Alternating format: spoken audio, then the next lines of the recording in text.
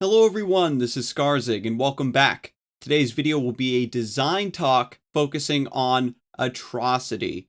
Now those of you who have been visiting my stream for a long time know already how I feel about this card, and it is high time that I take those thoughts and I put them in a video for posterity and for the audience perhaps that enjoys my YouTube content and isn't able to make it to the stream. For those of you who were curious, however, about catching me live, you can catch the stream every Wednesday, Thursday, and Saturday. But with that all out of the way, let's jump into the discussion. So firstly, I'd like to go over the pros, or rather just pro, of Atrocity, because every card does have a design intent, something that it's trying to do, some goal that it's trying to fulfill, and Atrocity does have one, in that it adds a strong win condition to Shadow Isles, who otherwise would fall into the Targon trap of only having general survivability and value, although they also have aggro to fall back on. But that's pretty much where the pros end, because the other commonly cited upside of Atrocity isn't true. This pro-Atrocity argument states that it's able to close out games that would otherwise have a hard time coming to an end. But in practice, Atrocity actually slows the game down massively, because once you get into this late stage of the game, and maybe if you've taken a little bit of Nexus damage, your opponent has you under threat of Atrocity of ending the game, and so they have to keep 6 mana open in order to maintain that threat, and then the opponent has to constantly keep a portion of their mana open in order to maintain defense against that threat, or to threaten in turn with their own Atrocity. So once you get to the late stages of the game, both players are trying to finish off their opponent, but are only allowed to use half of the resources available to them at any given time. And that's what makes these games come down to a grind. And it just being ever present in the game like this is just going to make it harder and harder and harder for the developers to continue to design around it. Any large body, right, that they print is going to be potentially another target for Atrocity. Atrocity creates the same issue as Star Shaping, because any deck from that region can simply slot in Atrocity as a win condition, and as Star Shaping makes every Targon deck feel the same, Atrocity makes every Shadow Isles deck kind of feel the same, regardless of how diverse the metagame might actually be.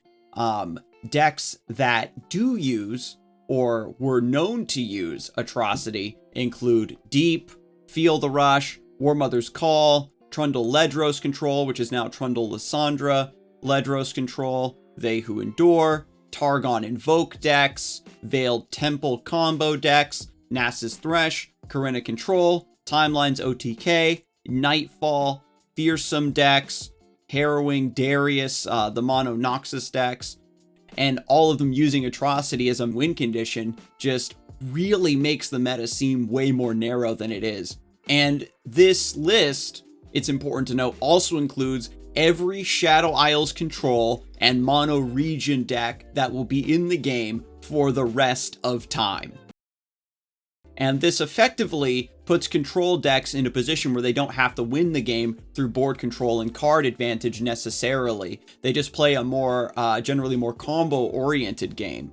Atrocity's always slotted in as an additional win condition, so stopping the Atrocity doesn't mean that you win automatically. You know, arguments for Atrocity always cite how interactable it is. You can remove the unit, you can frostbite the unit, you can deny, or use Rite of Negation. Just because you have access to those tools to counter Atrocity doesn't mean that you're going to draw them. Because the damage that Atrocity can directly deal to you is so high, the consequences for not having that specific counter is just so detrimental.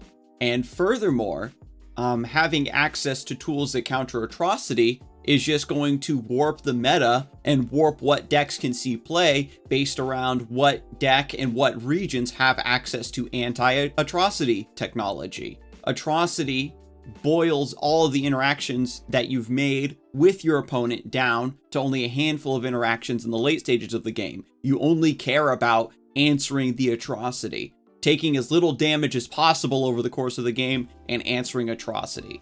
Every matchup that potentially can have Atrocity as a win condition just falls into the same pattern, and it takes away so much of the back and forth that Runeterra is trying to cultivate. When your opponent has you under threat of one-shotting you from, 10 or 14 HP. Atrocity is a card that has existed in other games, right? Magic the Gathering has Fling. Duelist had a card called Corporeal Cadence that had a very similar effect. But in the context of those games, the card is very, very balanced or, very bad because they have less big units to use with that effect, and they potentially exist in an environment with a lot more counter spells or where it is more difficult to get these larger units into play.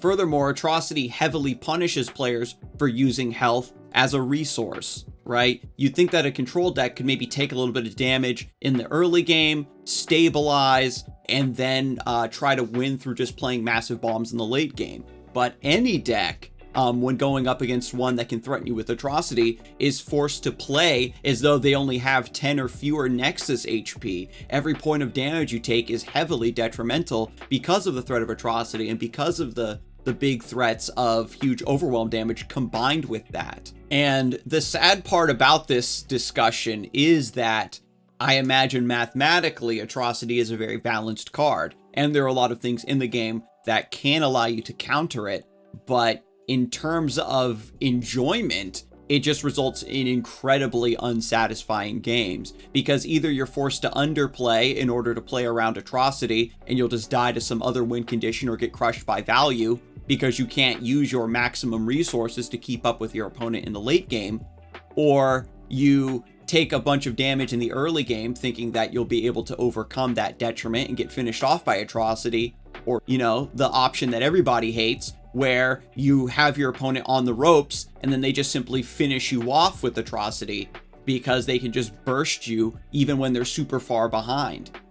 Even though, again, Atrocity is meant to close out games, it's meant to be a win condition. In practice, the potential positives of adding these things to the game is completely offset by the negative experiences that players have from this position, and taking into consideration that Atrocity is a card that is never going to leave the metagame. And so I think that is all the points that I want to make here.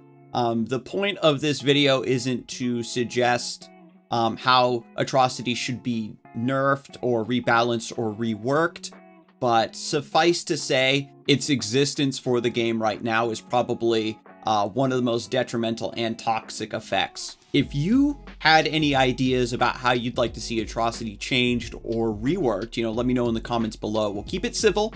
I just wanted to use this time to kind of open the discussion and to call attention to Atrocity, because it is a card that is, again, very often defended and kind of overlooked as we talk about some of the other decks and cards that are in need of nerfs at any given time.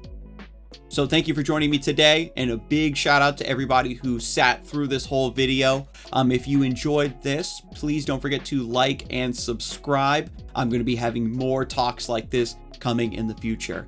So thank you, you have a good one, and I'll see you next time.